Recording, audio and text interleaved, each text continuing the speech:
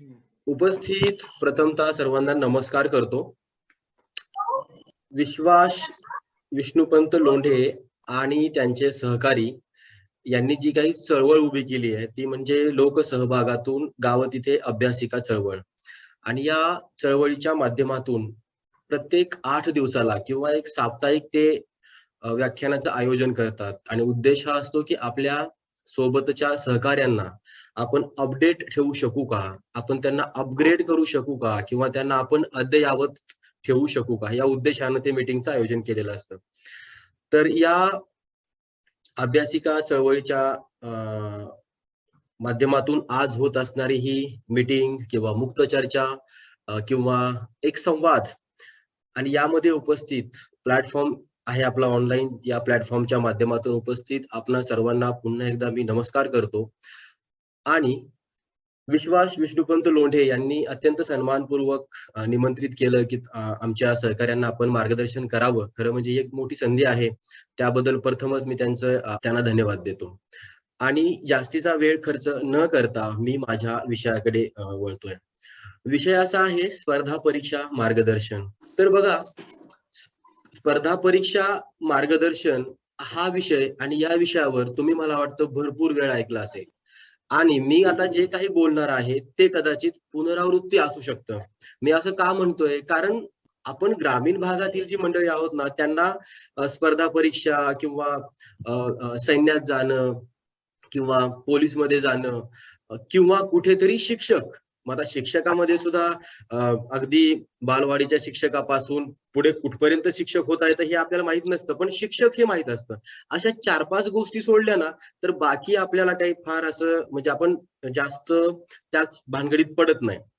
आणि मग येऊन जाऊन जे येतं ना, ते आपलं येतं सगळं स्पर्धा परीक्षा मार्गदर्शनावर. आता आज पुन्हा मी तुम्हाला काहीतरी बोलणार, ते तुमचं रिपिटेशन. त्यामुळे मी आजचे हे जे काही माझा तुमच्याशी संवाद होणार आहे, तो मी 2 टप्प्यांमध्ये ठेवतोय. एक म्हणजे मला माझ्या गुरुजींनी पाठवलेला मेसेज, जो आजच्या स्पर्धा परीक्षा किंवा स्पर्धा परीक्षेची तयारी करणारे जे विद्यार्थी आहेत, त्यांचं वास्तव काय आहे, या सगळ्या परिस्थितीवर तो अचूक भाष्य करतो. तो मी मेसेज थोडा मोठा आहे, वाचून दाखवतोय. तुम्हाला नक्कीच बोर होणार, पण वाचावंच लागेल, ते महत्वाचं आहे. एखाद्याने तो पूर्वी वाचलेला असेल, थोडं तुम्ही सहन करा. त्यानंतर दुसऱ्या टप्प्याला मी सुरुवात करणार, तो असा की मी बोलत राहावं. 50 मिनिटे, 40 मिनिटे जी काही मला तुमच्याशी संवाद साधण्यासाठी मिळालेली आहेत, ती मी तुमच्याशी बोलत राहील. आता आम्ही प्राध्यापक माणसांचं एक असतं की आम्हाला वर्गावर गेल्यानंतर एक माहिती असतं की आपल्याला 50 मिनिटे बोलायचं आहे. आणि आम्ही ते बोलतो, विद्यार्थी दररोजचेच असतात. काही हुकलं चुकलं तरी ते उद्या आम्ही त्याला बरोबर करतो आणि बोलत राहतो. पण आज तुम्ही मोजकी मंडळी आहात, वेळ कमी आहे. अशा वेळी मी बोलत राहावं, तुम्ही ऐकत राहावं आणि नक्की तुम्हाला काय हवं आहे याची मला कल्पना नसते. पण मी आपला बोलत राहतो वक्त्यासारखा. वक्त्यांचा आजकाल हे वन वे संवाद असतो. मला वाटतं आपण त्याला आज ब्रेक करूया. खरं म्हणजे हे खूप आव्हानात्मक असतं, की तुम्ही मला प्रश्न विचारावा, त्यावर मी तुम्हाला काही बोलावं. बरं ती माझी पात्रता आहे का? आणि तुम्ही मध्येच काही वेगळं विचारलं तर माझी काहीतरी भंबेरी वगैरे उडेल का? पण मी त्या आव्हानाला सामोरं जायला सक्षम आहे. फार तर काय होईल, एखाद्या प्रश्नाचं मला उत्तर येणार नाही. पण तुमच्या मनात नक्की काय चालू आहे? शिरूर घाट, तालुका केज, जिल्हा बीड येथील जी ही तरुण मंडळी आहे ना, यांच्या मनात नक्की काय चालू आहे आणि ते जर मला समजलं, तर त्या अनुषंगानं मला तुमच्याशी काय बोलता येईल. मला वाटतं हे टू वे कम्युनिकेशन खूपच परिणामकारक असेल आणि आजच्या विषयाला ते न्याय देणार असेल, असं माझं तरी एक मत झालेलं आहे. त्यामुळे मी जास्तीचा वेळ खर्च करत नाही. जो मेसेज मला आला होता, तो मेसेज मी तुम्हाला वाचून दाखवतोय. बघा, तो मेसेज असा होता, की बघा, एकच मिनिट. आणि हा म्हणजे ज्यांचा आहे त्यांची आपण माफी मागूया. किंवा त्यांनी जे काही यामध्ये लिहिलेलं आहे तो मॅटर तर आपला नाहीये. त्यामुळे आपण त्याच्याशी एक त्यांची माफी मागूनच आपण याचं वाचन करतोय. मी जरा थोडंसं अ, अ, धावतं वाचन किंवा स्पीडने थोडं वाचतो कारण तो मोठा आहे. त्यात जास्त वेळ जायला नको. बघा, ते आहेत विजय रहाणे. मला वाटतं हा Facebookवर कुठेतरी त्यांनी पब्लिश केला असेल आणि मला तो माझ्या सरांनी पाठवला. एवढंच त्याचं निमित्त. नांगरे पाटलांचं एका शाळेत झालेले भाषण खूप फेमस झालं होतं. तेच ते स्पर्धा परीक्षा. If you fail to plan, etcetera etcetera. 3:30 वाजता उठणं, स्वर्गीय कारण वगैरे. ते भाषण खूपच व्हायरल झाल्यामुळे नांगरे पाटील जवळ सगळीकडे माहीत झाले. इतकं नाव आधी कोणत्या अधिकाऱ्याचं झालेलं नसेल. अर्थात ते भाषण वक्तृत्वाचा एक अतिशय उत्कृष्ट नमुना आहे. भाषेतील अलंकार त्यात उत्कृष्ट रीतीने वापरलेले आहेत. उदाहरणार्थ अतिशयोक्ती. पण त्या भाषणाचा एक वेगळाच परिणाम अधिकारी वर्ग आणि स्पर्धा परीक्षेची तयारी करणाऱ्यांवर झाला. त्यानंतर अनेक आभाळ घेतले अधिकारी उदयास आले की जे अभ्यास कसा केला, काय वेगळं केलं, यापेक्षा त्यांनी केलेला तथाकथित संघर्ष, गरिबी, परिस्थिती, उपासमार, ठेचा, ठोकरा, हळवेपणा, देशाची सेवा वगैरे अशा भंपक चावून चोथा झालेल्या गोष्टींवर गप्पा जोडायला लागले आणि पेठेतील तसेच इतर ठिकाणची जनता हे असले भाषण ऐकण्यालाच अभ्यास समजायला लागली. नंतर भाषणाची दुसरी लाट आली ती IPS अधिकारी भरत आंधळे यांच्या रूपाने. गावाकडच्या पोरापोरींना गावाकडच्या पोरापोरींना धंद्याला लावण्यात यांचा सिंहाचा वाटा आहे. नाव ठेवणारे लोक गावाकडच्या गप्पा, संघर्ष, एवढे वर्ष अभ्यास आणि बाकीच्या गोष्टी करण्यापेक्षा स्पर्धा परीक्षा पास होऊन माझ्यासारखं आबाळ हेकलून फेमस होता येईल, हा भाषणाचा सार होता. ज्यांना MPSC तला M सुद्धा माहित नव्हता ते सुद्धा हे भाषण पाहायचे आणि गायछाप खात इन्स्पायर व्हायचे. आंधळेंच्या भाषणानंतर एकाहून एक उपटसुंभ अधिकारी भाषणबाजी करून वर्षभर सेलिब्रिटी होऊन गायब झाले.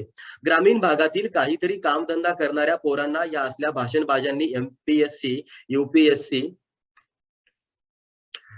च्या धंद्याला लावलं आणि पोरांनी स्वतःचीच लावून घेतली. तर प्रश्न असा आहे की मुळात एवढे लोक इकडे येतातच कशाला? एवढ्या कमी जागा असताना सुद्धा. तर सगळ्यात महत्वाचं कारण म्हणजे समाजात मिळणारा स्टेटस.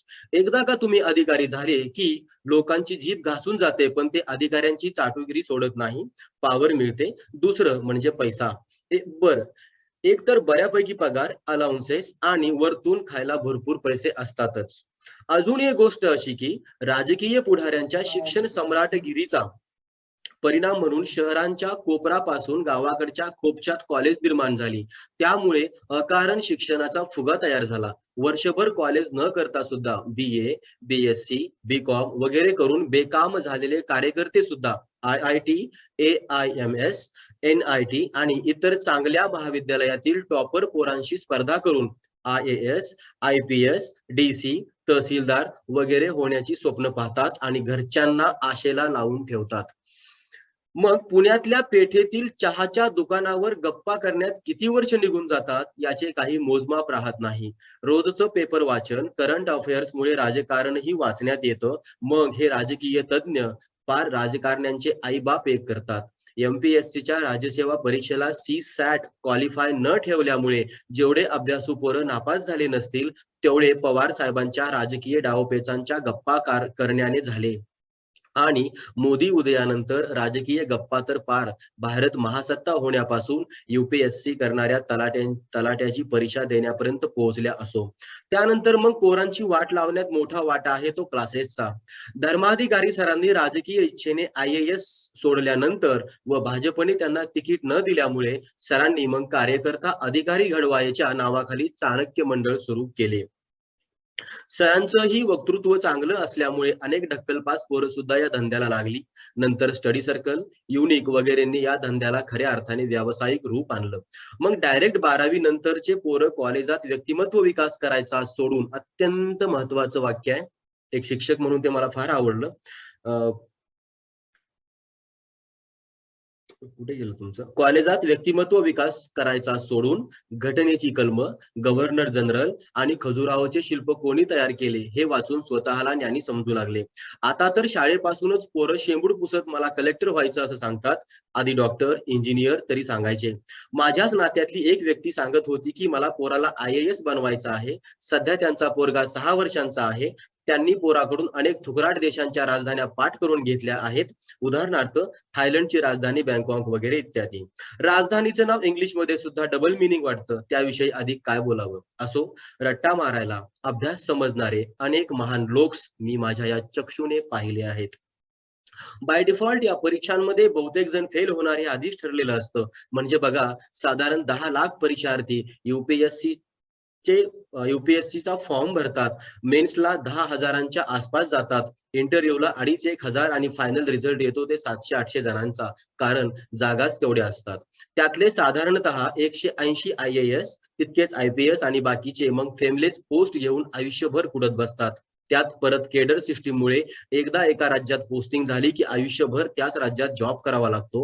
म्हणजे एकदा तुम्ही काश्मीर किंवा नॉर्थ ईस्टला जॉइन झाले तर आयुष्यभर तिथे सर्व्हिस करावी लागते, तिथेच राहावं लागतं. फार फार तर शेवटी दिल्लीला मंत्रालयात सेक्रेटरी वगैरे होता येतं. MPSC आणि इतर स्पर्धा परीक्षांचं देखील असंच गणित आहे. दुसरी एक चिवताईगिरी म्हणजे जी UPSC आणि MPSC दोन्हीने करून ठेवली आहे, ती म्हणजे मोक्कार वय वाढवली. UPSC ने 38 पर्यंत आणि MPSC ने पार 43 पर्यंत, म्हणजे पोरांनी आयुष्य यातच घालावं, पण सरकारला प्रश्न विचारू नयेत, हा सरकारचा हेतू. या फालतूपणामुळे पोरं वर्षानुवर्ष पोस्ट नंतरच्या जीवनाचं स्वप्नरंजन करत बसतात, आशेवर जगतात, मग त्यातले 99.99 बाय डिफॉल्ट घरी जातात, किंबहुना जावंच लागतं त्यांना. असो, भरपूर मोदी अवलोकन झालं तर मुद्दा असा आहे की कोणत्याही अधिकाऱ्याने कितीही वृषण पाणावणाऱ्या कथा सांगितल्या, क्लासवाल्यांनी कितीही स्वप्नांचा बाजार मांडला किंवा मोटिवेशन स्पीकर वाल्यांनी कितीही नेवर गिव्ह अपचे तारे तोडले, तरी उगाच मेंढरागत पोरांनी या क्षेत्राकडे येऊन स्वतःची आणि घरच्यांची वाट लावू नये. त्यापेक्षा खाजगी क्षेत्रात नोकरी, स्वतःचा एखादा उद्योग धंदा किंवा शेती व निगडीत क्षेत्रात कर्तृत्व गाजवावे. कला कला चांगल्या संधी क्षेत्रात कर्तृत्व गाजवावे. कला, काम, क्रीडा क्षेत्रातही चांगल्या संधी आहेतच. डिजिटल प्लॅटफॉर्मवर चांगला कंटेंट तयार करून कुठल्याही IAS अधिकाऱ्यापेक्षा जास्त फेमस होता येतं आणि समाजावर प्रभावही टाकता येतो. मी आत्ताच पीटर थिल ह्या लेखकाचं एक 0 to 1 नावाचं एक पुस्तक वाचलं. त्यात लेखकाचं म्हणणं आहे की माणसाने 0 to 1 काम करावं, म्हणजे माणसाने असं काम निवडावं ज्यात तुम्ही फेल जरी झाले तरी 0 व्हायला नको. जसं स्पर्धा परीक्षेच्या बाबतीत होतं, एक तर हिरो नाही तर डायरेक्ट 0. समजा तुम्ही एखादा उद्योग सुरू केला आणि त्यात तुम्ही ठरवलं की एका वर्षामध्ये मी 10 लाख रुपये कमावणार, आणि जर तुम्ही ते टार्गेट अचीव करण्यात फेल झाले आणि तुम्ही 10% टार्गेट जरी अचीव केलं तरी तुम्ही 1 लाख रुपये कमावणार, म्हणजे 0 पेक्षा चांगल्या स्थितीत राहणार. त्याच ठिकाणी तुमची पोस्ट निघाली नाही तर तुम्ही 0 होणार. तर मुद्दा असा आहे, काहीतरी प्रॉडक्टिव्ह क्षेत्र निवडा. उगाच भाकाळ लोकांची भाकाळ भाषणं ऐकून आपल्या स्वप्नांची दिशा ठरवू नका. कसं आहे, माणूस एकदा यशस्वी झाला की त्याने काही फेकलं तरी समाज ते खरं मानतो. विस्टन चर्चिल म्हणतात, नथिंग सक्सीड लाईक सक्सेस. यशासारखे यश नसते. देशाला चांगल्या उद्योजकांची, कलाकारांची, तंत्रज्ञांची, शेतकऱ्यांची गरज आहे. म्हणून आपल्या आवडीनिवडीनुसार क्षेत्र निवडा आणि आपल्या आवडीनिवडी का निर्माण झाल्या ते सुद्धा तपासून बघा. त्या खरंच आपल्या आवडी आहे की कुठल्या तरी सामाजिक प्रेशरमुळे म्हणा किंवा स्टेटसमुळे म्हणा, त्या तुमच्या आवडी झाल्या आहेत ते बघा. मी पण बघतोय, तुम्हाला ज्या गोष्टी चांगल्या जमतात, ज्या गोष्टी आनंद देतात, अशा गोष्टी केल्या तर चांगलं यशस्वी होता येतं. उगाच लोक इज्जत देताय म्हणून अधिकारी व्हायच्या मागे लागू नका. लोक आधी घोडीवर बसवतात आणि मग घोडा लावतात. आयुष्य खूप छोटं आहे, त्यात आयुष्याची एवढी वर्ष एका गोष्टीच्या मागे घालवण्यात काही अर्थ नाही. उठा, जागे व्हा आणि सरकार किंवा सरकारी व्यवस्थांच्या नादी लागू नका. लोकशाही सरकार ही मुळातच एक अनप्रॉडक्टिव्ह आणि इनएफिशियंट सिस्टीम आहे. विल्सन नावाचा एक लोकशाही समर्थक ब्रिटिश विचारवंत सुद्धा म्हणाला होता की we accepted democracy only because it is relief from autocratic rule. It is not a perfect system.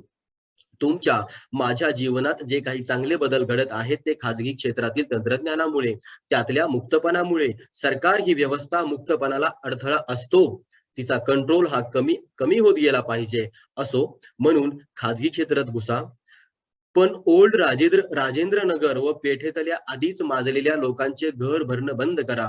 एवढे बोलून मी माझं लांबलेलं भाषण संपवतो, असं ते विजय राहणे यांचं ते म्हणणं आहे. मला माझ्या सरांनी का पाठवलं मला माहित नाही. मी तरी स्पर्धा परीक्षा वाटेला नाही, मी शिकविण्याचं काम करतो. पण त्यांनी मला तो मेसेज केला आणि तो मी सेव्ह ठेवला, तो आज तुमच्या कामाला आला. हा मेसेज म्हणजे माझं मत नाही. या क्षेत्रामध्ये ज्या विद्यार्थ्यांनी अभ्यास केला किंवा या क्षेत्रामध्ये जी मंडळी आता कार्यमग्न आहेत त्यांच्या मानसिकतेचं हे एक चित्र आहे जे मी तुमच्या समोर ठेवलं. अशाही परिस्थितीमध्ये मी स्पर्धा परीक्षेच्या माध्यमातून यशस्वी झालो नाही या वास्तवतेसोबत मी तुम्हाला स्पर्धा परीक्षेबद्दलच मार्गदर्शन करावं हे थोडस वेगळं आहे, पण तरीही मी तुम्हाला बोलेल, पण फक्त स्पर्धा परीक्षा म्हणून नाही. मी 2 दिवसांपूर्वी मी माझ्या टी-वायच्या विद्यार्थ्यांशी बोलत होतो आणि त्यांना बोलत असताना मी एक उदाहरण दिलं होतं, की आपण जे काही करतो ना, त्याला आपला स्पर्श झाल्यानंतर ती गोष्ट आकाशाला तिची उंची गेली पाहिजे. मग तुम्ही काहीही करा, पण काहीही करा याचा अर्थ विवेकानं ते निवड करा. विवेक याचा अर्थ वेचून घेणं. तुमच्या समोर चांगलं आणि वाईट मांडलेलं असताना त्यातलं चांगलं वेचून घेणं, आपण त्याला विवेकपूर्ण जगणं असं म्हणतो.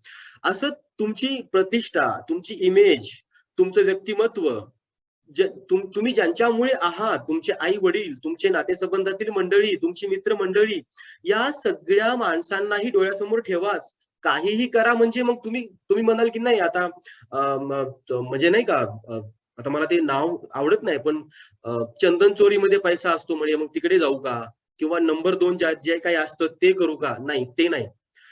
त्याच्यानंतर जे काही येतं ते तुम्ही काहीही करा, पण तुमच्यामध्ये एवढी क्षमता असली पाहिजे की तुमचा स्पर्श झाल्यानंतर त्या गोष्टीचं सोनं झालं पाहिजे. मग स्पर्धा परीक्षा हा एक घटक आहे. मी तुमच्या समोर जर 100 वस्तू ठेवणार असेल तर त्यातली 1 किंवा 100व्या क्रमांकावरची स्पर्धा परीक्षा ही एक वस्तू आहे. उरलेल्या 99 गोष्टींकडे लक्ष द्या. आजच्या माझ्या चर्चेचा हा मथितार्थ असेल. आणि बाकी आता तुम्हाला माझ्याकडून नक्की काय अपेक्षित आहे, कारण मी खरंच बोलायला लागलो तर पुढची 100 मिनिटे बोलेल.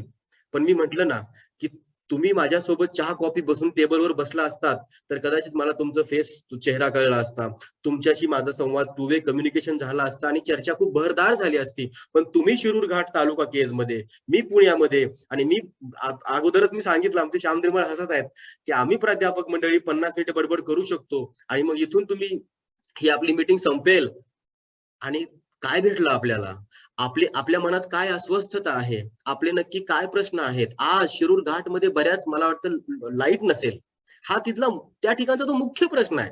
त्याच्यानंतर आणखीन बरंच काही आहे. तुमच्या मनात असाही प्रश्न असेल की आम्ही आता अलीकडे वाचन संस्कृती धोक्यात आली आहे असंही म्हणतात, आणि या कालखंडामध्ये या अभ्यासिका चळवळीच्या माध्यमातून आम्ही आता वाचन करून नक्की काय करायचं. आमच्याच गल्लीमध्ये नाही का तो MA PhD वगैरे काहीतरी झालेला माणूस तर अद्याप नोकरी लागली नाही. म्हणजे तुमच्या समोर ही अशी नकारात्मकता पसरलेली असताना, आणि विश्वास विष्णुपंत लोंढे यांनी एक अत्यंत चांगली, खरं तरी खूपच चांगली बाब आहे, हे म्हणावं इतकं सोपं नाहीये. ग्रामीण भागातल्या माणसांच्या जगण्याची एक चौकट ठरलेली असते आणि त्या चौकटीला भेदण्याचं हे कार्य आहे की तुम्ही जरा तुमच्या जगण्यामध्ये थोडा बदल करा. आपण असं केलं तर काय होईल, किंवा आपण थोडा वेगळ्या दिशेने गेलं तर काय होईल, असं काहीतरी ते सांगणं आहे. आणि हे सांगणं म्हणजे हे काही सोपं नाहीये. हे म्हणजे प्रत्यक्ष आपल्याच माणसांशी आपण वैर पत्करणं आहे. तू फार शहाणा लागून गेलास का, तुला फारच कळतं का, तुझं शिक्षण काय झालंय, तुझ्यापेक्षा माझं शिक्षण जास्त आहे, तुझी अवकात काय, तुला काय कळतं, तुला मी 50 वेळा विकत घेईल, हे असंही ऐकावं लागतं. मंदिराच्या आणि सामाजिक सभागृहांच्या पाठीमागे बसून ज्यांच्या चर्चा ऐकल्यानंतर बिभत्स किळस यायला वाटते, ती माणसं सुद्धा अशा पुढे होऊन काम करणाऱ्या माणसाची म्हणजे उंची मोजण्याचा प्रयत्न करतात. परंतु मी आत्ताच एक भाषण ऐकत होतो आणि मोदीजींचं ते भाषण होतं, त्यांना पुरस्कार भेटला. लता दीदी किंवा लता दीनानाथ मंगेशकर यांचा तो प्रथम पुरस्कार, आणि त्या भाषणाच्या उत्तरादाखल मोदीजी म्हणत होते की लता दीदी असं म्हणाल्या होत्या, 1 तासापूर्वी मी ऐकत होतो, की माणसाची उंची ही त्याच्याकडे असणाऱ्या संपत्तीवरून नाही किंवा त्याचं वय किती आहे याच्यावरून नाही, तर ती त्याच्या कार्यावरून मोजली जाते. आणि तुमच्या ग्रामीण भागामध्ये एक काळी गाडी पळते बघा, तिला आपण मला वाटतं तिला कोणती गाडी आहे ती, मला आता ते नाव पण आठवेना, पण ती काळी, तिच्या पाठीमागे लिहिलेलं असतं की जिंदगी लंबी नहीं बड़ी होनी चाहिए. अगदी असं काम करणारे हे विश्वास लोंढे आहेत. म्हणजे हे खूप कठीण काम आहे, ते कसं करतात त्यांनाच माहिती. त्यांना शुभेच्छा, त्यांचं खूप कौतुक असो. बॅक टू पॉइंट, मी माझ्या विषयावर येतो. तुम्ही मला प्रश्न विचारा, याचा अर्थ मी माझी सगळी सूत्र तुमच्या हातात देतोय. काहीही थिल्लरपणाचे प्रश्न विचारू नका, कारण उत्तर द्यायचं की नाही याचा अधिकार तर माझा नक्कीच आहे. असं विचारा की ते इथे उपस्थित आपल्या सगळ्यांचा वेळ अगदी वाढवणारं असावं, तुमच्या माझ्या बुद्धीमध्ये काहीतरी म्हणजे प्रगल्भता आणणारं असावं.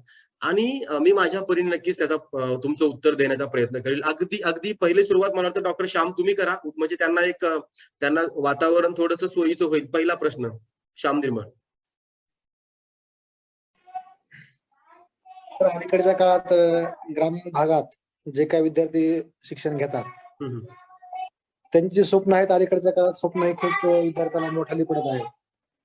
आणि स्पर्धा परीक्षेशिवाय कुठलंच काही खरं नाही. कारण कुठली एक्झाम तुम्हाला द्यायचं, साधं शिपाई जरी व्हायचं असेल आणि कलेक्टर जरी व्हायचं असेल, या सगळ्या कलेक्टर पासून ते शिपायापर्यंत आणि शिपायापासून ते कलेक्टर पर्यंत सगळ्या परीक्षेला स्पर्धा आलेली आहे. बरोबर. कारण स्पर्धा परीक्षा दिल्याशिवाय आपल्याला कुठलीच पोस्ट मिळू शकत नाही.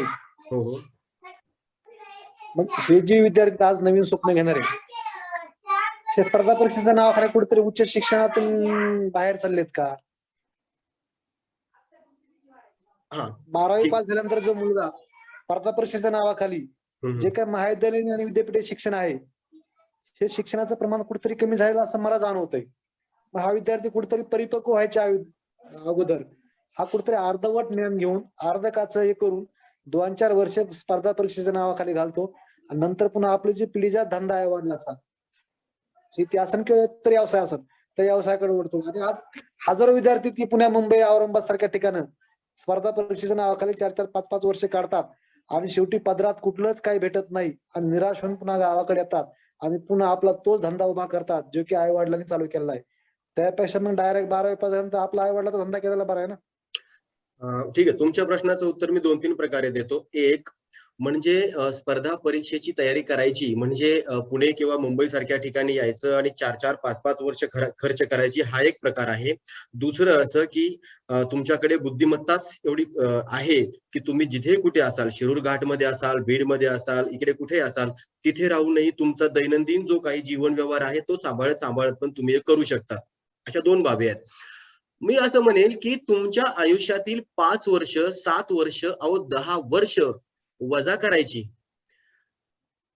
आणि त्या कालखंडामध्ये म्हणजे तुमच्या घरचा बॅकग्राऊंड लक्षात घ्या ना.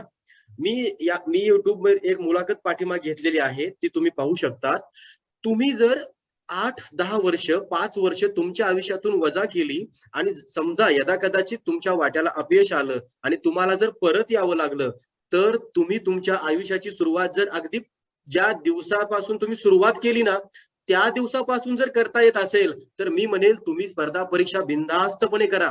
तेच तुमचं ध्येय असलं पाहिजे.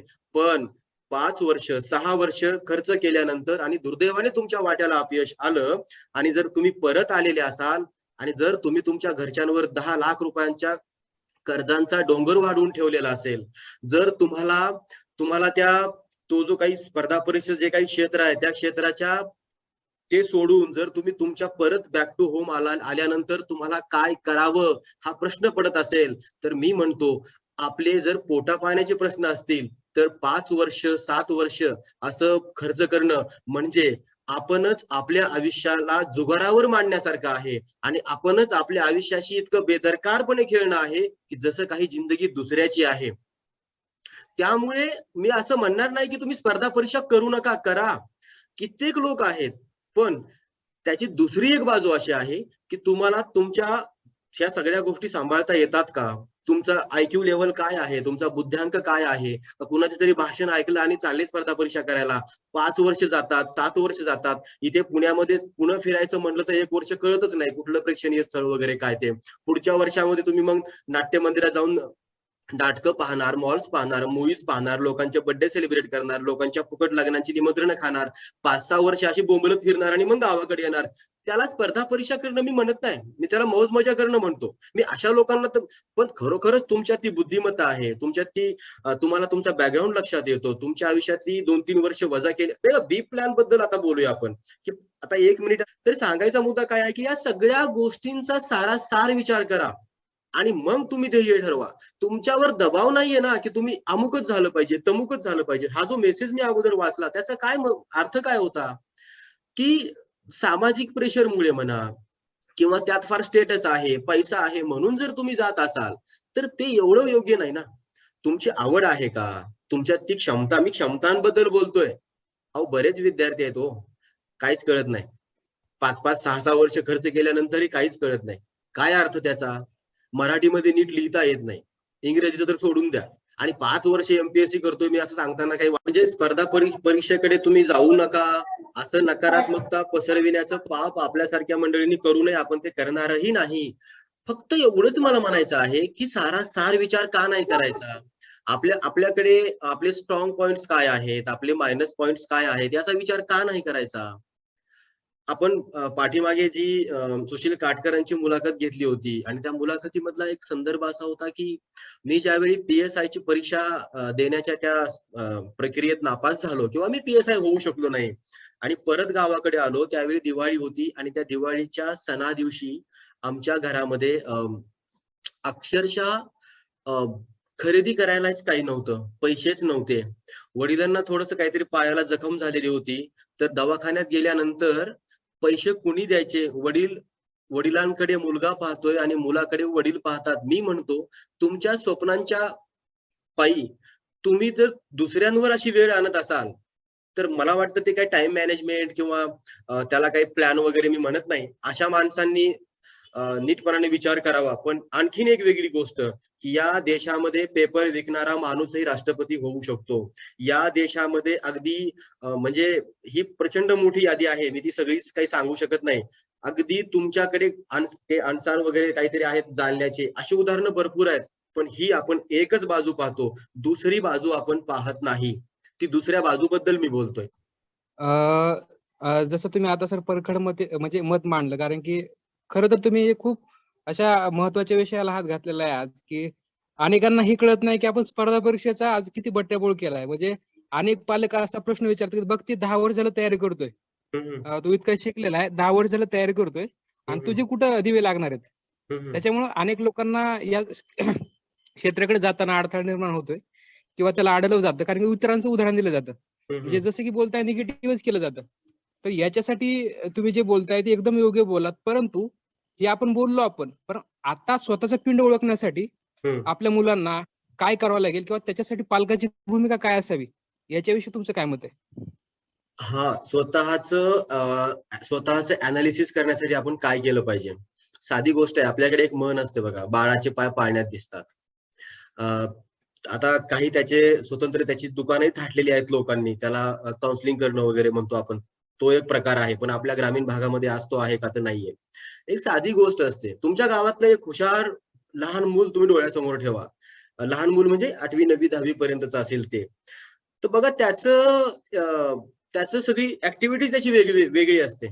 म्हणजे त्याचे मार्क्स बघा. तो सतत तुम्हाला ग्रंथालयामध्ये दिसेल. तो सतत मोठ्या माणसांच्या संपर्कात दिसेल. अगदी मी 10वी पर्यंतच्या मुलाचं सांगतोय. त्याला इतरांना ऐकायला आवडत असेल. तो जिथे जिथे ज्ञान दिलं जातं अशा ठिकाणाकडे त्याचा ओढा असेल. अर्थात या लोकांकडे मग त्यांच्याकडे ती आवडच आहे किंवा त्यांना ते आवडतंच हे त्यातून सिद्ध होतं. हे पालकांनी ओळखायला पाहिजे. म्हणजे आपल्या मुलाचा कल कसा आहे हे म्हणजे आई-वडिलांनी ओळखायला पाहिजे. हा झाला पहिला विषय. दुसरा विषय असा आहे, की ते विद्यार्थ्यांना स्वतः कसं ओळखावं? आता 18, 19, 20 हे जे वय असतं, हे वय असं असतं, की प्रत्येक गोष्ट नवीन असते. प्रत्येक गोष्ट करून पाहावीशी वाटते.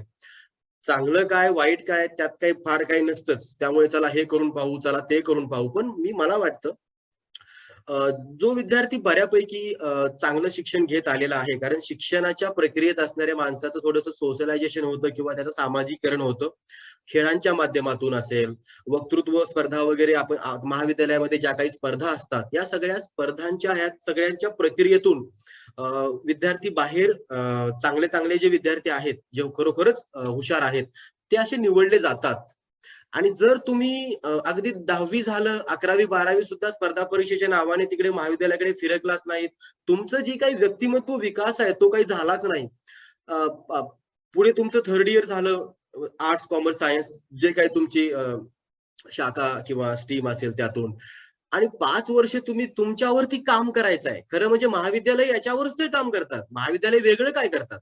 पण तुम्ही तिथे गेला नाही, तिकडे फिरकला नाही, तुम्हाला काही माहितीच नाही. तुम्ही आपलं इकडेच पुस्तकांचं वाचन करतात. पुस्तकं अफाट लिहिली गेली आहेत. अगदी भरपूर आहेत. ग्रंथालय भरपूर आहेत आपल्याकडे, नाही असं नाहीये. आणि तुम्ही स्वतःला जज केलंच नाही आणि मग 25-26व्या वर्षी तुम्हाला कळतं, अरे मला हे जमतच नाही, मला हे जमलंच नाही, मला चांगलं भाषण करता येतच नाही किंवा चांगलं बोलता येतच नाही किंवा मला पाठांतर जमतच नाही किंवा माझ्यामध्ये हे सगळं कधी व्हायला पाहिजे. हे तुमचं 10वी पर्यंत एक टप्पा आहे, 11वी-12वीचा दुसरा आहे, थर्ड इयर पर्यंत दुसरा आहे. त्यानंतर तुमच्यातल्या ज्या काही गुणवत्ता आहेत, तुमच्यातले जे काही स्ट्रॉंगेस्ट पॉइंट्स आहेत, त्याची तुम्हालाच ओळख होते ना.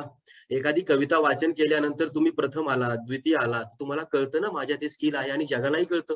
तुम्ही खो-खोच्या ज्या काही बाकीच्या गेम्स असतात, त्यामध्ये गेल्यानंतर तुमची सांघिक भावना तयार होते किंवा तुमच्यात एक नेतृत्व गुणाचा विकास होतो म्हणा किंवा तुमच्यात ऍडजस्टमेंट पॉवर, एक समायोजन करून घेणं वगैरे, हे सगळ्या गोष्टींचा विकास होतो आणि त्यातून तुम्हालाच तुमच्या दिशा समजत जातात.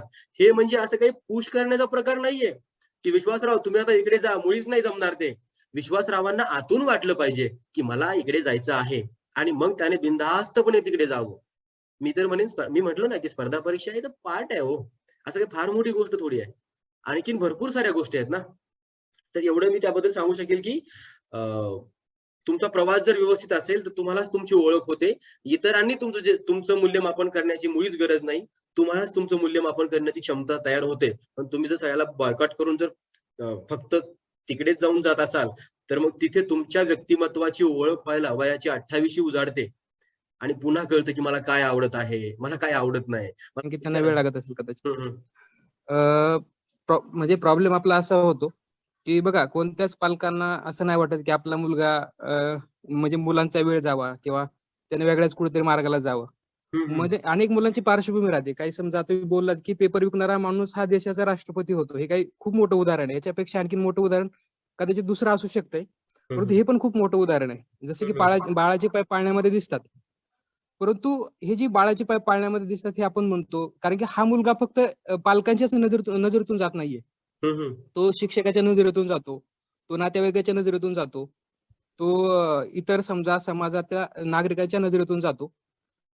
तर यामध्ये मला असं वाटतं की या सगळ्यांची काय भूमिका असावी, कारण शेवटी कसं असतं, तो बघा, एखादा विद्यार्थी तयारी करतोय म्हणजे तो तयारीच करतो, तो विद्यार्थीच आहे.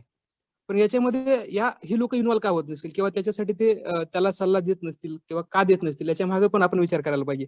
तर याच्या मागे आपल्याला काय मत, म्हणजे काय असं वाटतं मत सगळ्यांचं? एक तर असं आहे की आपण सगळी माणसं, आपण आपल्याच आयुष्यामध्ये एवढे दंग असतो. दंग या अर्थाने की बेहोश नाही बरं, अत्यंत सावधपणानं एवढे मग्न असतो. वडील नावाच्या माणसाला माहिती असतं घर कसं चालवायचं आहे आणि त्या चिंतेमध्ये तो असतो. तुमचे नातेवाईक वगैरे असतील, त्यांना त्यांचे मागे व्याप असतात. मला सांगायचं हे आहे की इथे प्रत्येक जण एक स्वतःची लढाई लढतोय. इथे प्रत्येकाला काहीतरी बनायचं आहे. इथे प्रत्येकाला काहीतरी दाखवायचं आहे. अगदी लहान लहान ध्येय असतात लोकांची. फार मोठं ध्येयच असावं असं काही नाही. कलेक्टर होणंच हे काही ध्येय असू शकत नाही. अगदी लहान एक शेतकरी असतो ना, त्याला या वर्षाचं पीक जरा 50,000 रुपयांनी वाढवता आलं तर ध्येय आहे त्याचं.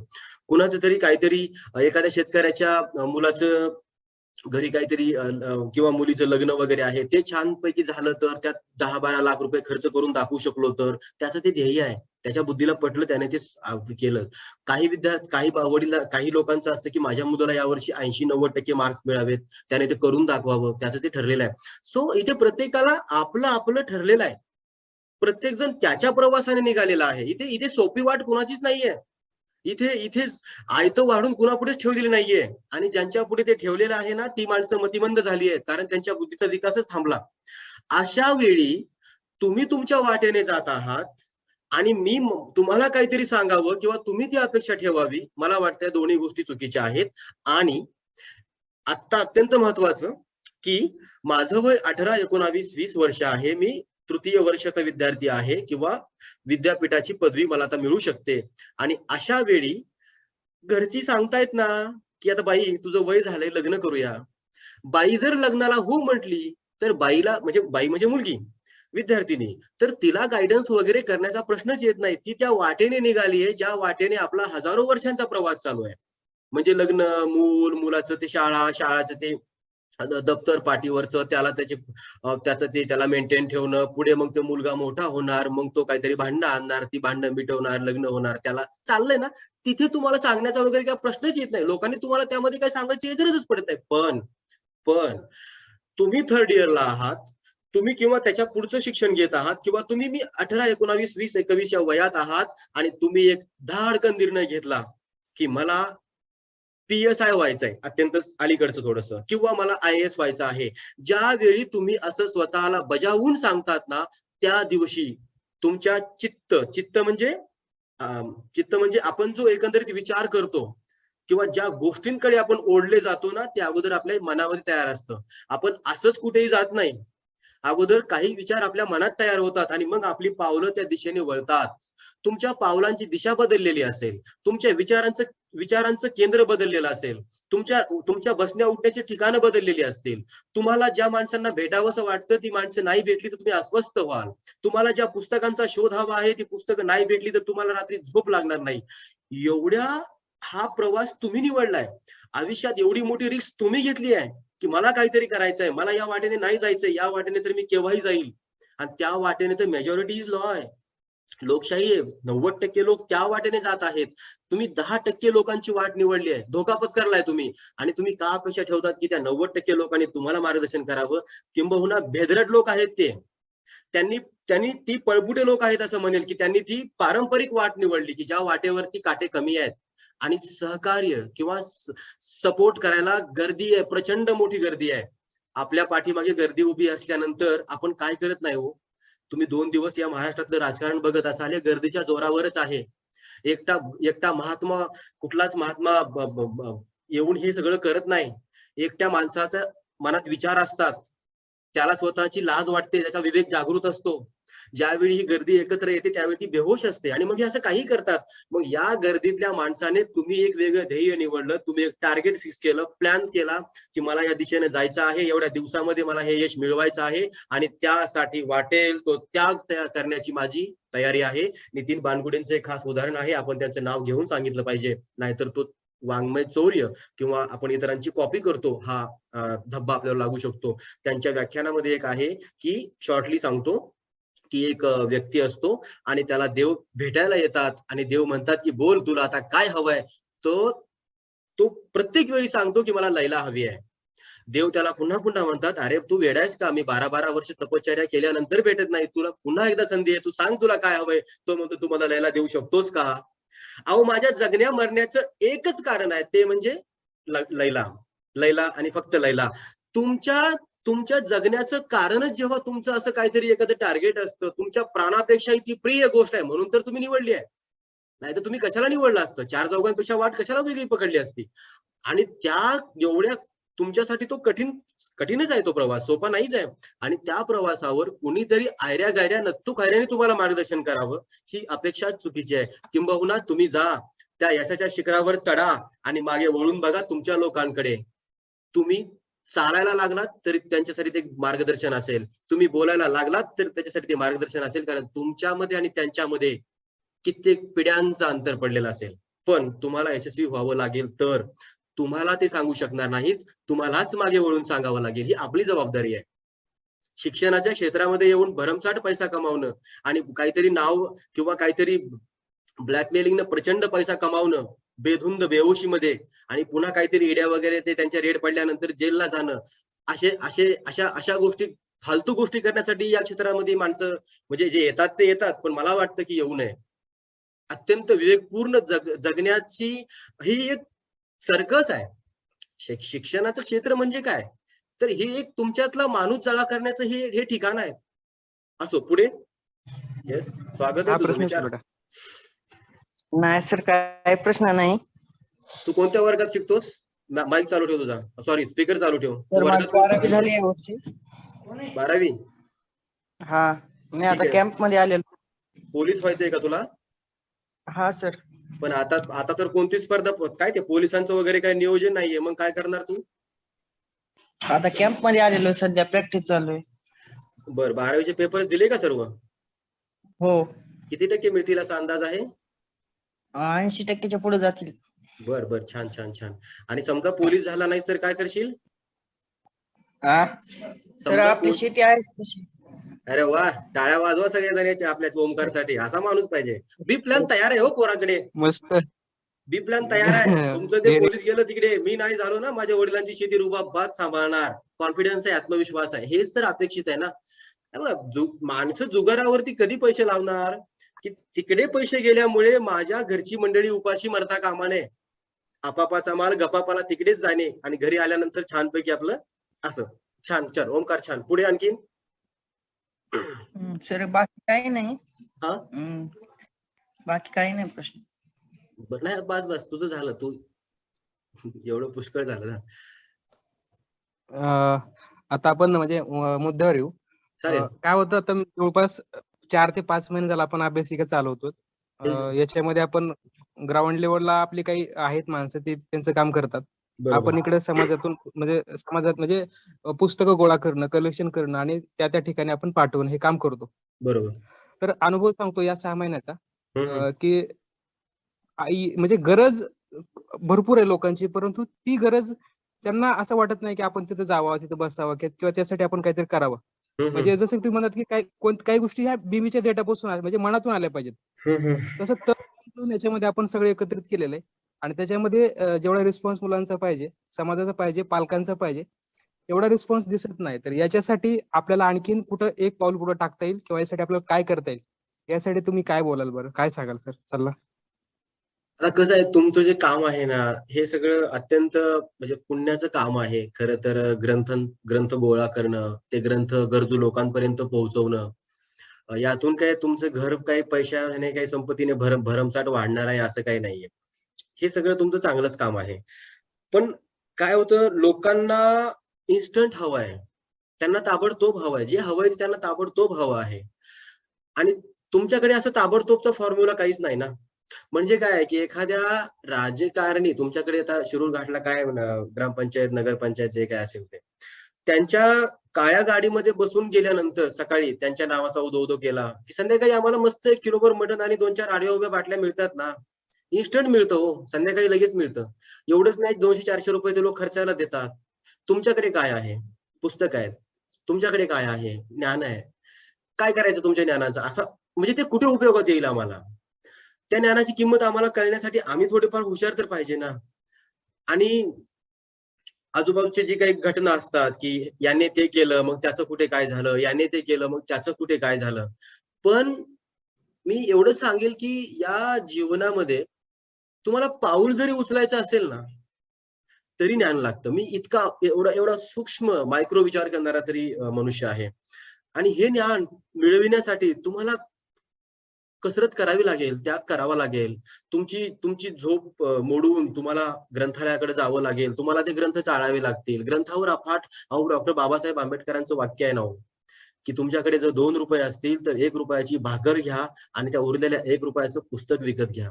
त्याच्या पुढे जाऊन ते म्हणतात, की तुम्हाला जर पुस्तकं म्हणजे तुम्ही जर वाचणारे असाल, तुम्ही जर ज्ञानी असाल, तर तुम्ही कुणापुढे झुकणार नाही.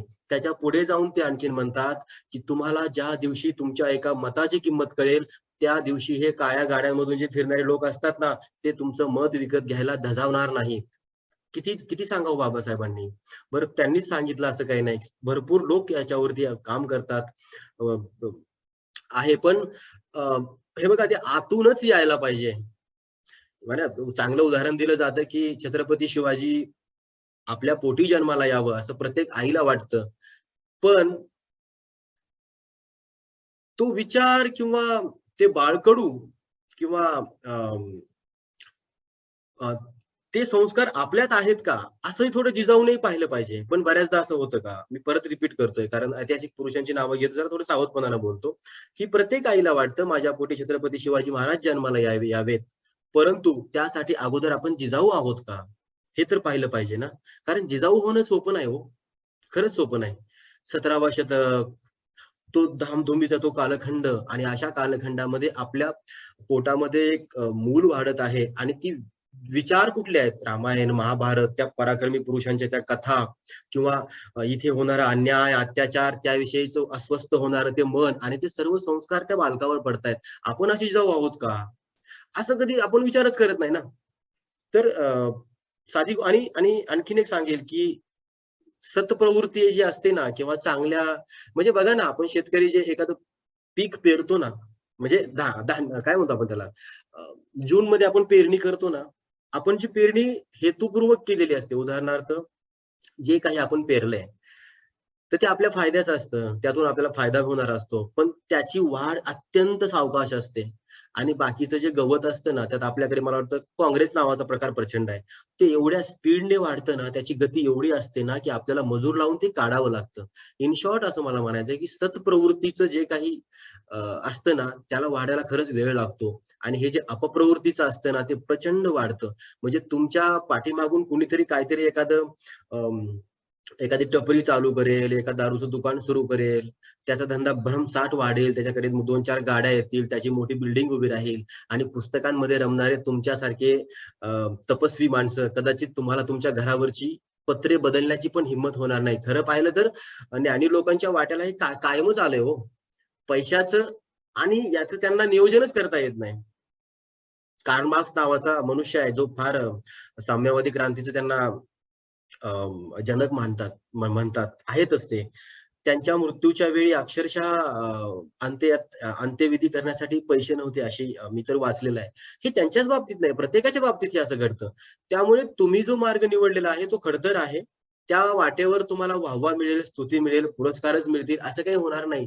हो, पण हेही खरं आहे की तुमचं कार्य ओळखण्याच्या जर काही लोकांच्या नजरेत तुम्ही आलात, तर त्या दिवशी मात्र तुम्ही तुमच्याच नजरेतले हिरो असाल. आणि आपण आपलं काम करत राहिलं पाहिजे, विना कुठल्याही अपेक्षेशिवाय. कारण हे काम आहे, हे मला आवडतं. यामुळे हजारो लोकांचा फायदा होईल की नाही मला माहित नाही, पण त्या एकाचा जरी झाला ना, तरी माझ्या जीवनाचं जे काही इप्सित ध्येय आहे ते पूर्ण झालं. एवढं जरी स्वतःला समजावून सांगितलं तरी फार काही निराश व्हायची काही गरज नाही. आणि काय करावं लागेल असं जर तुम्ही मला विचारलं, तर मी म्हणेल की इथे काही करायचं वगैरे नाहीच आहे. काय ते चॉकलेट्स देऊन मतं घ्यायची नाहीत हो. इथे ची चळवळ आहे. इथे स्वतःहून यायला लागेल. हे ग्रंथांच्या सानिध्यात रमणं आहे. इथे स्वतः यावं लागेल. अहो, शब्दांसोबत जगायचंय हो. शब्दांसोबत शब्द वाचायचा आहे, त्याच्यावर प्रेम करायचं आहे. हे इतकंही सोपं नाही ना. आणि जर असतं तर मग घरोघरच म्हणजे नाही का, तुम्ही जिथे असाल त्या गावचा जर सगळ्यात धांडोळा घेतला तर मोजक्या 5 लोकांच्या घरी ग्रंथ मिळतील. अहो, तुमच्या आमच्या घरी तुकारामाची गाथा पण नाही अलीकडे, भगवद्गीता पण नाहीये. खरं तर सगळ्या धर्मांची सगळी पुस्तकं सगळं असलं पाहिजे आपल्याकडे, का नसू नये? किती लोक पेपर वाचतात? वाचतच नाही. मोबाईल आपल्याकडे असं बोंबा मारतात की तुम्हाला 1.5 GB, हे बघा लोकांची मानसिकता. बरं झालं मला आठवलं. तुम्हाला 1.5 GB डेटा दिलेला आहे ना, मग याचा अर्थ की त्या लोकांनी ठरवलंय की तुमचा अख्खा वेळ बरबाद केला पाहिजे. अरे थापा कशाला मारताय? त्या 1.5 GB डेटाचा वापर चांगला करा ना. जा ना. जे नको ते पाहता येतं ना तुम्हाला. पहा ना. कुठे काय चालू आहे, कुठल्या भाषेत काय बातम्या आहेत, कुठे काय आहे, ते नाही पाहायचं. दुसरंच काहीतरी तुम्ही त्या वर असंच फिरवत राहणार, फेसबुकवर 4-4 तास बोंबलत फिरणार, युट्यूब वरती जे नाही ते पाहणार आणि दोष त्यांना देणार. अरे 21ावं शतक आहे. 21व्या शतकातील हे 3रं दशक आहे. काळ बदललाय. कधी काही आमच्या समोर एक टीव्ही होता आणि एकच चित्र, एकच वाहिनी दिसायची. आता तुमच्याकडे हजारो चॅनल्स आहेत. काळ बदललाय.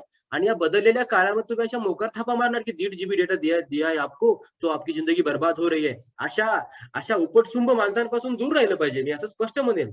कारण की तुमच्याकडे जी वस्तू आहे ना, तिची चांगली बाजू आहे आणि वाईटही आहे. तुम्ही चांगल्यावर फोकस करा ना. ये मत सोचो की अंधेरा कितना घना है. अरे भाई साहब, दिया जलाने को किसने मना किया है क्या? नाही ना. एवढंच. पुढे शामराव, काय विचारायचंय?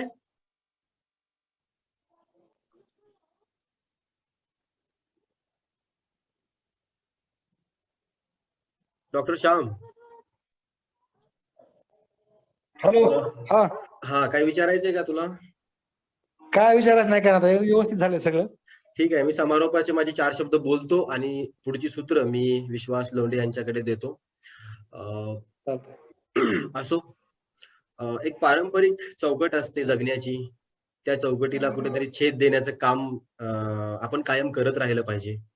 व्याख्यानांच्या बाबतीतही असंच आहे की त्या वक्त्याला वाजत गाजत आणायचं, त्याला एक नारळ द्यायचं, शाल द्यायची, त्याची स्तुती करायची, त्याचा परिचय करून द्यायचा आणि मग पुढची 50 मिनिटे त्याला जे वाटेल त्याने बडबड करायचं.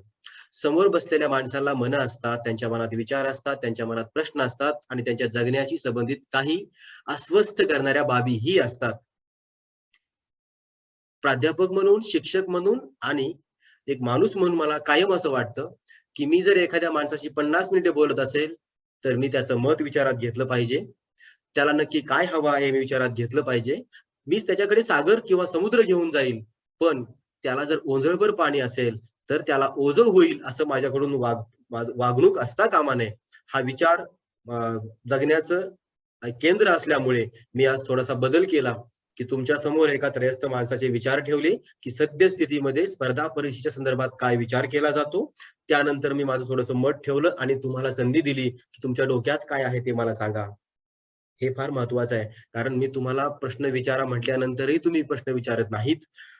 प्रश्न विचारण्यासाठी खरंच तो एक वेगळा विषय आहे. मला त्याबद्दल बोलायचंच नाही. पण पुन्हा एकदा मला इथे बोलण्याची संधी दिली. खूप खूप तुमचं ऋण म्हणजे मानावं तेवढं कमीच आहे. थँक यू एवढंच म्हणेन आणि थांबतो. Thank you. धन्यवाद सर. खरं तर आम्ही तुमचे आभार व्यक्त करायला पाहिजेत. कारण की बघा, एखादा व्याख्याता समोर येतो, त्यासाठी त्यांना पण तयारी करावी लागते आणि आपण सोशल मीडियावर बोलतोय म्हणजे खूप विचारपूर्वक बोलावं लागतंय आणि ही खूप मोठी कसरत आहे. ती कसरत तुम्ही आज खूप चांगल्या पद्धतीने पार पाडली. विशेष म्हणजे सर तुमचे का आभार, कारण की दर आठवड्याला ना मला एक व्यक्ती शोधावा लागतो. म्हणजे आज इथं सगळ्यासमोर एखादा व्यक्ती आलाय तो सहज नाही. याच्या संपर्कातून, त्याच्या संपर्कातून असे आपण व्याख्याते बोलवतो, मार्गदर्शक बोलवतो आणि ते सगळ्यासमोर उपलब्ध होतात आणि बोलतात. जसे की तुम्ही आता बोललात, सुरुवातीला बोलणं झालं आपलं, की पेपर विकणारा माणूस देशाचा राष्ट्रपती होतो. हे समर्पक उदाहरण आहे आणि हे पुस्तक वाचल्याशिवाय कळणार नाही हे मुळातच. कारण की आता तर त्याच्यापेक्षा पुढे सोशल मीडिया आलेले आहे. न्यूज म्हणजे आणखीन आपण उदाहरण त्यांचे देतच राहतो नेहमीच्या नेहमी. परंतु जसे की सोशल मीडिया आली, 1.5 GB डाटा सर्वांनाच मिळतो. तर आपण त्याचाच काय केलाय, एक सकारात्मक विचार केला, की हा 1.5 GB डेटा मिळतोय, तर याचा उपयोग आपण कसा करू शकतो. आम्ही तोच विचार केला, की महाराष्ट्रामध्ये आजच नाहीये तर खूप वर्षाखाली वाचनालय चालू झालेत महाराष्ट्रामध्ये. आपणही तसा एक उपक्रम राबवू आणि हा समाजाच्याच पैशातला असेल. इथं सरकारचा अजिबात 1 रुपया घ्यायचाही नाही. आजही नाही घ्यायचा आणि भविष्यात नाही घ्यायचा. कारण की सरकारनेच किती करावं, समाजाचं पण कर्तव्य आहे. तर आपण ही लोकसहभागातून अभ्यासिका चळवळ चालू केलेली आहे. आज 3 अभ्यासिका ओपन झाल्यात आणि 3चे 4, 4चे 8, 8चे किती होतील ते होतील. आपल्याला थांबायचं नाही, आपल्याला कंटिन्यू चालत राहायचंय. कुणी सकारात्मक बोलेल, कुणी नकारात्मक बोलेल, तो त्यांचा प्रश्न राहिला. लोक काय म्हणतील याच्याकडे काय लक्ष नाही द्यायचं, कारण की लोकांसाठीच आपल्याला काम करायचंय आणि लोकांनी आपल्याला सन्मान करावा, लोकांनी आपल्याला चांगलं बोलावं, हा त्याच्या मागला काही उद्देश नाहीये. आपल्या कुठेतरी मनाला लागलेलं आहे, आपल्या मनाला कुठेतरी वाटलेलं आहे की समाजानं पुढे यायला पाहिजे, वाचलं पाहिजे, यासाठी ही चळवळ चालू करतोय. आज तुम्ही वेळात वेळ काढून दिलेला आहे. आम्ही पण सर खूप नवीन आहोत. आम्हाला तुम्ही सांभाळून घेतलं. आज तुम्ही डॉक्टर आहात म्हणजे तुम्ही PhD केलेली आहे, खूप अभ्यास केलेला आहे. पुस्तकाशी आणि तुमची खूप जवळची मैत्री आहे. पुस्तकं काय बोलले हे तुम्हाला माहिती आहे. तुमच्यामध्ये झालेला बदल, तुमच्या आवाजाचा तो आपुलकीपणा, जिव्हाळा, जसे की तुमचा आवाज जो माणूस ऐकेल त्याला असं तो आपला माणूस वाटतो. हा गोड आवाजामध्ये तुम्ही आम्ही सगळ्यांना आपलंसं केलं. मोलाचे डोस दिले. विशेष म्हणजे खरं तर स्पर्धा परीक्षेचा कालावधी किती असावा तयारी करायचा, हा महत्वाचा पॉइंट आहे याच्यामधला. तो तुम्ही अधोरेखित केला. ज्यावेळेस स्पर्धा परीक्षेचा विद्यार्थी हा ऐकेल त्यावेळेस त्याला नक्कीच कळेल की आपण कुठेतरी टार्गेट ठरवलं पाहिजे, 1 वर्षाचं, 2 वर्षाचं, 3 वर्षाचं. कारण की 10-10 वर्षे, 12-12 वर्षे स्पर्धा परीक्षा करणं आतापर्यंत नाही, म्हणजे करायला पाहिजे आपण, त्याशी एवढं नाही बोलायला पाहिजे, पण इतका कालावधी नाही. खूप छान उदाहरण दिलं तुम्ही की दवाखान्यामध्ये पालक, वडील ऍडमिट आहेत, मुलगा तिथं एकमेकाकडे बघतायत, एकमेकाकडे पैसे नाहीयेत, हे ह्याचं तोंड बघतो, ते त्याचं तोंड बघतोय. अशी अवस्था ग्रामीण भागामध्ये, शहरी भागामध्ये, सर्व भागामध्ये आहे. हे खूप छानसं उदाहरण होतं. मला ते खूप पटलं, कारण मी ते अनुभवलेलं आहे. त्याच्यामुळं सर जितकं बोलावं तितकं कमी आहे. तुम्ही आम्हाला बोलतं केलं, तुम्ही आम्हाला शहाणं केलं, तुम्ही आम्हाला खूप समजावून सांगितलं. तुमचे खरंच मनापासून आभार. जे काही बोलत असताना माझ्याकडून चुकलं असेल ते कदाचित तो माझा दोष असेल, जे काही चांगलं बोललो असेल ते माझ्या आई वडिलांचे संस्कार असतील. धन्यवाद सर. ठीक आहे, थँक्यू. थांबूया.